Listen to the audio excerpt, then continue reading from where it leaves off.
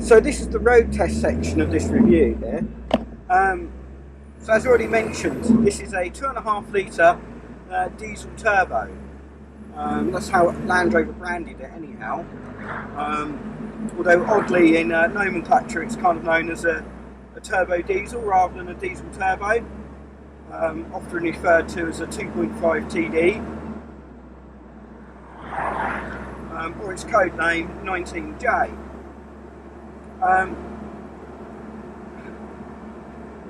On the road, it's adequate power to get from A to B, but just don't plan to do it very quickly. We're in a national speed limit zone at the moment. I'm running at about 50 miles an hour, no problem. And it's perfectly happy doing that. It will run at 60, and if you really push it, it will run at 70 on the motorway. But what it doesn't do is it doesn't get there very quickly. This is not a vehicle for overtaking in, which is, quite understandable. It is a Land Rover Defender of sorts. But the later TDI powered diesels and then the TD5s were a vast improvement in terms of road performance.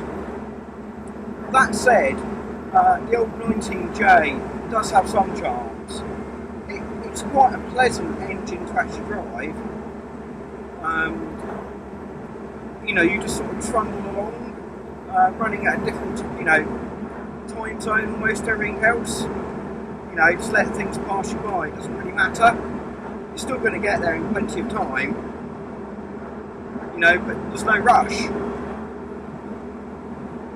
The engine's quite torquey. You can pull 30 miles an hour in fifth gear, but you will need to make all those gear changes to get up to speed as well.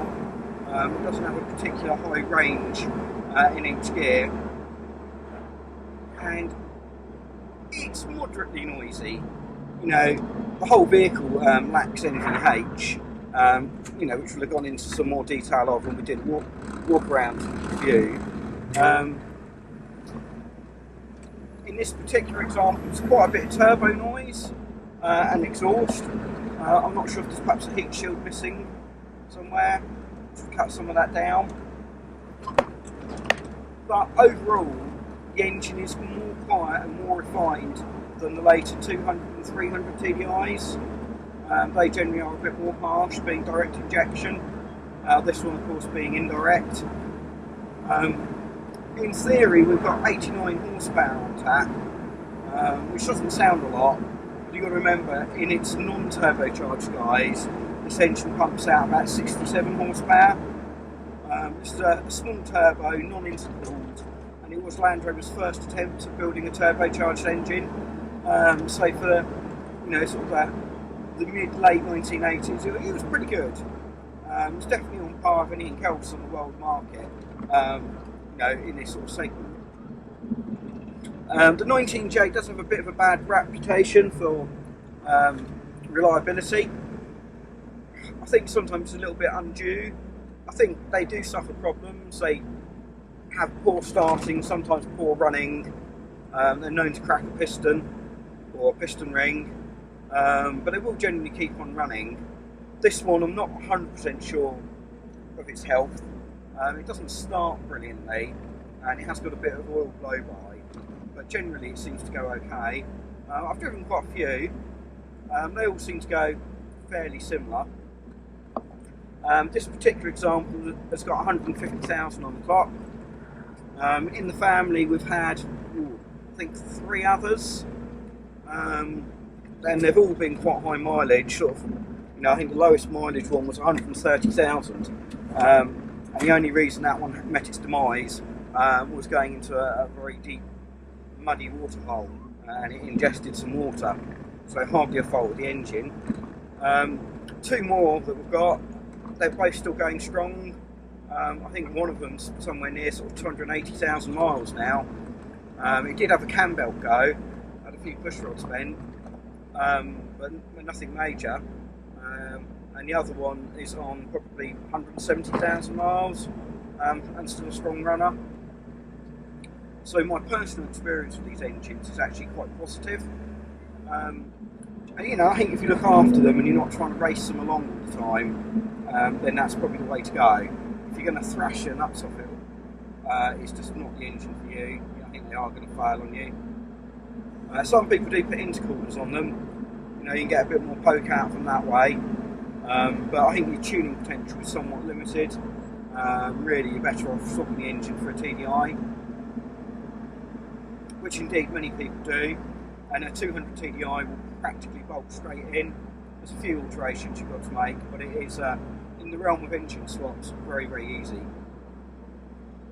As for the Defender itself, these are fun. I love Defenders. They handle really, really well. Yeah, the steering's a bit vague. They can lean a bit depending on what suspension you've got. But actually the communication through the chassis is really good. They're small, they're nimble. You've got a low polar moment of inertia. So you've got short overhangs, front and rear. You've got quite a nice square platform in terms of wheelbase to track.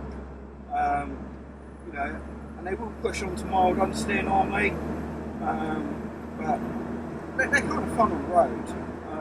People don't say they don't like driving them. I don't really know where they're coming from. I think these are great fun to drive, and even with a low powered output like this, you can still go and enjoy some B roads with it, and you know, weave it through some bends. And of course, you know, the chassis and suspension setup didn't really change.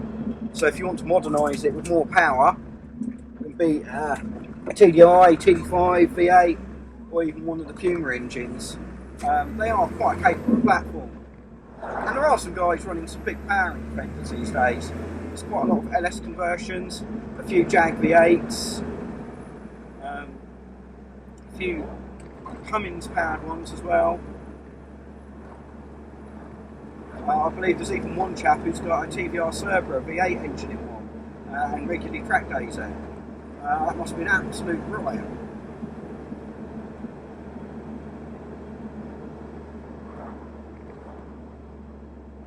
In terms of refinement and comfort, let's split them out. Comfort, I actually quite like these. Fantastic seating position for me. The standard seats are really comfy. I don't really understand why people always want to change them out. You just end up with less room in the cabin and no access to the battery normally. Leg room, I find I've got plenty. Elbow room, yeah, on the driver's side your elbow's a bit tight to the door. But actually I feel like there's quite a lot of space in here. I'm not overly tall, but I've got friends who are, you know, over 6 foot, some of them heavily set. You know, and all of them have got on quite well with Land Rovers over the years. I think it's a bit of an urban myth about the comfort they have. On the flip side of that, the NVH is very much a utility vehicle. You've got to remember these are not designed for refinement at all. And that's largely due to how they're constructed. So you've got modular body panels that are all bolted together, which is then bolted onto the chassis. And all of this produces quite a lot of vibrations, noise and harmonics through the cabin. And you're just not going to solve that. Yeah, you can spend lots of money putting sound deadening in, you can put nicer interiors, you can reduce it all down, but ultimately you're still going to fall short of what a classic Range Rover or a Discovery 1 is out of the factory. Really they are superior road vehicles if you want to primarily use your vehicle on the road. And they don't really give an ink away in terms of ability to a Defender and largely use the same design components.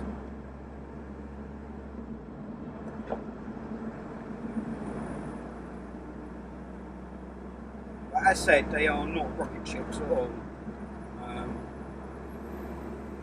We've got a 3.5 ton tow rating in this vehicle.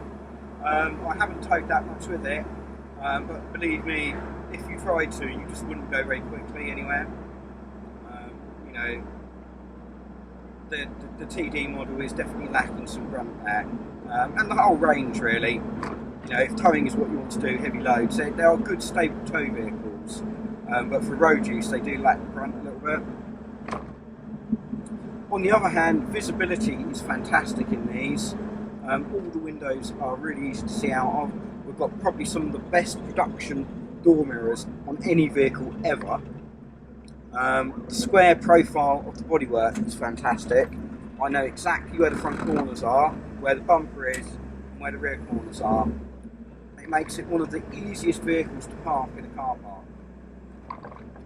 I think that's something often forgotten.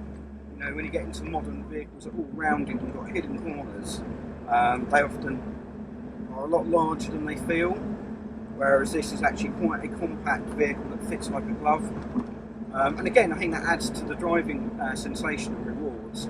It makes it very easy to place on the road because you know where all of the extremities are. Off-road, this also pays dividends because it allows you to know how close you are to objects a lot easier. Because I'm so close to the door, I can also stick my head out very easy and look at either the front wheel or the rear wheel. Something that's very difficult to do in a modern Land Rover. If you look at the new Defenders or a new Range Rover, you sit so inboard that you can't stick your head out at all. And I know they've got cameras on which sort of compensate to an extent, but it's not the same, trust me.